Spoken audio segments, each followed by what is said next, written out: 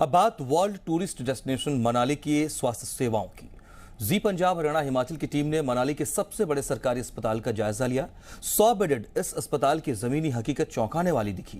यहां आंखों की ओपीडी में जुगाड़ से बच्चों की जांच हो रही है तो ऑपरेशन थिएटर स्टोर रूम बना नजर आया।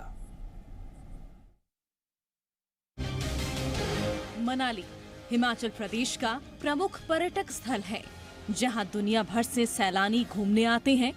लेकिन क्या यहाँ स्वास्थ्य सेवाएं भी वर्ल्ड क्लास की हैं? ये जानने के लिए जी मीडिया की टीम ग्राउंड जीरो पर उतरी। विधानसभा क्षेत्र की अगर मैं बात करूं तो 70,000 से ज़्यादा जो है वो जनसंख्या यहाँ की रेजिडेंट है। लेकिन फ्लोटिंग पॉपुलेशन की अगर बात करें तो फ्लोटिंग पॉपुलेशन लाखों में रहती है। तो ऐसे में अगर आपात स्थिति स्वास्थ्य संबंधी मामलों में हो तो उस लिहाज से यहाँ के क्षेत्रीय अस्पताल की स्थिति जानना जो है वो बेहद ज़रूरी है। यही जानने के लिए हमारी टीम जो है इस वक्त मनाली के क्षेत्रीय अस्पताल के गेट के बाहर है और अब थोड़ी देर बाद जो है अब हम अंदर जाकर जानने की कोशिश करेंगे कि ये सिविल हॉस्पिटल जो है वो स्वास्थ्य के मामलों में कितना जो है वो सजग है। ये मनाली विधानसभा क्षेत्र के इकलौते बड़े सरकारी अस्पताल की तस्वीर है, जहां मरीज बेहतर इलाज की उम्मीद में पहुंचते हैं। दावा है कि सिविल अस्पताल को 50 से 100 बेड की सुविधा में अपग्रेड किया जा चुका है, जहां नया ब्लॉक भी बन रहा है। लेकिन अस्पताल की जमीनी हकीकत चौंकाने वाली है। इस अस्पताल में 6 medical officer, 2 dental specialist doctor में सिर्फ शिशु विशेषज्ञ और सर्जन हैं, जबकि अस्पताल में 22 नर्स तैनात हैं। चलिए इस अस्पताल के महत्वपूर्ण सेक्शन की तरफ आपको लेकर चलते हैं। मैं उस ओपीडी में हूं जहां पर बच्चों को जो है वो उसका बच्चों को चेक किया जाता है। डॉक्टर्स यहां पर हैं, लेकिन ये जुगाड़ तंत्र करके जो है ये कैबिन बनाया गया है। यहां पर ऑक्सीजन कंसंट्रेटर्स जो हैं वो किस तरीके से रखे गए हैं। और हालांकि इससे पहले जो है यहाँ पर आँखों का चेकअप किया जाता था, उसकी ओपीडी है। लेकिन 1 साल से डॉक्टर यहाँ पर मौजूद नहीं हैं आँखों के चेक करने के लिए, तो इसीलिए शिशु विशेषज्ञ को जो है यहाँ पर तैनात किया गया। और कितनी समस्याओं से जो है इस वक्त ये पूरा का पूरा अस्पताल जूझ रहा है। अस्पताल की अव्यवस्था से मरीजों के साथ डॉक्टर भी परेशान हैं।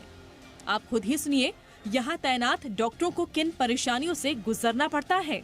तो हमने धीरे धीरे काम शुरू किया था, बट यहाँ के हालात देख के जब मैंने देखा कि यहाँ ना ओटीए है, ना ओटी है, ना मेरे पास एनेस्थेटिस्ट है।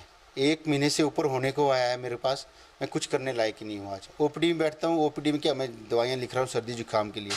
बात ये है कि अगर मैं यहाँ आया तो अपनी कैपेबिलिटी के अकॉर्डिंग मैं कुछ कर सकूँ, बट ऐसा बिल्कुल नहीं हो पा रहा है। मैं यहाँ सब कुछ कर सकती हूँ, बट मेरे पास ना वार्ड है बच्चों का, ना हमारे पास सेंट्रल सप्लाई है ऑक्सीजन की। दूसरी चीज़ कि कई गरीब होते हैं, नहीं जा पाते आगे, मना करते हैं कि हम आगे नहीं कर जा पाएंगे, पर उन्हें मजबूरन जहाँ ऑक्सीजन नहीं है मुझे वहाँ उनको आगे भेजना पड़ता है। हम यहाँ स्पेशलिस्ट होके भी सब फैसिलिटी दे सकते हैं, पर हमें ही नहीं कोई फैसिलिटी दी जा रही है कि हम लोगों की यहाँ सेवाएँ करें। बेसिकली यहाँ कुछ ऐसे भी आते हैं जो इतने गरीब होते हैं कि वो नहीं पैसे दे पाएंगे आगे जाने के भी, और ये सब कुछ। तो हमें ये दिक्कत, मैं तो 10 महीने से आऊँ, मैं तो ये दिक्कत फेस कर रही हूँ 10 महीने से। इसके बाद हमारी टीम ने अस्पताल के सबसे महत्वपूर्ण जगह ऑपरेशन थिएटर का जायजा लिया। आइए ऑपरेशन थिएटर लेकर चलते हैं। हालांकि जिसका इस्तेमाल बहुत कम होता है, क्योंकि यहाँ पर सर्जन ज़रूर है लेकिन एनेस्थीशियन नहीं है। बाकी सुविधाएं किस तरीके से रहती हैं इसकी ज़मीनी हकीकत दिखा देते हैं। यहाँ पर भी जो है बेड लगाए गए हैं। हालांकि इस अस्पताल में अगर आप उपचार करने पहुंच रहे हैं, अगर आपको बेड नहीं मिलता है तो कई बार आपको ऑपरेशन थिएटर के इस लगे हुए बेड पर भी जो है वो सोना पड़ सकता है, क्योंकि इस ऑपरेशन थिएटर का असली इस्तेमाल जो है वो इस तरीके से यहाँ पर किया जा रहा है। आप ये जानकर हैरान रह जाएंगे कि ऑपरेशन थिएटर स्टोर रूम में संचालित हो रहा है। ऑपरेशन थिएटर के बाद जी मीडिया की टीम ने अस्पताल की ब्लड बैंक की सुविधाओं को परखा।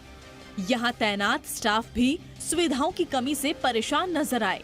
जब भी जो है मरीज को खून की ज़रूरत होती है तो ये यूनिट काफ़ी महत्वपूर्ण रोल रखता है। लेकिन यहाँ पर स्थिति जो है वो कई सारे सवाल उठाने वाली है, क्योंकि यूनिट तो बना है लेकिन स्टोरेज नहीं हो सकती है। क्या इसकी असली वजह है, डॉक्टर साहब से पूछ लेते हैं। सर, समस्या है क्या? क्योंकि इसकी वजह से तो लोगों को काफ़ी परेशान होना पड़ रहा हो।